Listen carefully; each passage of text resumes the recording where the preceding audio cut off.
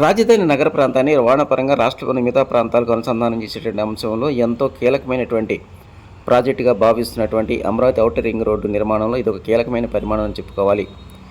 దాదాపు 189 కిలోమీటర్లు మొత్తం 5 జిల్లాల పరిధిలో ఈ రోడ్డు నిర్మాణ పనులు చేపట్టనున్నారు. దీనికి సంబంధించి ఇప్పటికే ఏ గ్రామంలో ఎంత భూమి ఈ రోడ్డు నిర్మాణ పనులకు అవసరం అవుతుందనే అంశంపై ఇప్పటికే గెజిట్ నోటిఫికేషన్ విడుదల చేయడం జరిగింది.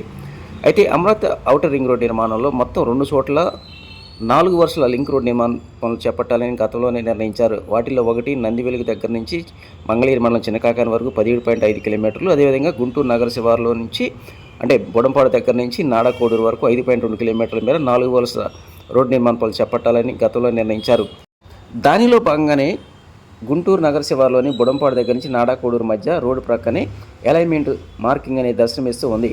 గతంలో నిర్ణయించిన విధంగానే నందివెలుగు దగ్గర నుంచి చిన్నకాకాని వరకు నిర్మించి తలపెట్టినటువంటి 4 వరుసల లింక్ రోడ్ నిర్మాణం అనేటువంటిది మళ్ళీ విడత అంటే తర్వాత నిర్మాణ పనులు చేపడతామని వస్తున్నటువంటి కథనాల విషయంలో ఈ ప్రాంత ప్రజానికాన్ని కొంత నిరాశ కలిగించినప్పటికీ ఈ బుడంపాడు నుంచి నాడాకోడూరు మధ్య మార్కింగ్ అనేటువంటి మాత్రం కొత్త ఆశలు రేకిస్తుందని చెప్పుకోవాలి.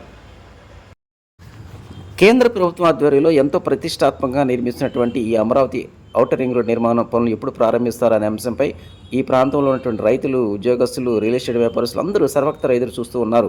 ఎంత త్వరగా ఈ ప్రాజెక్ట్ నిర్మాణ పనులు ప్రారంభిస్తే అంత త్వరగా ఆ ప్రాంతానికి కొత్త వెలుగులు వస్తాయనేటువంటి ఆశ మాత్రం ఎదురు చూస్తూ ఉన్నారు.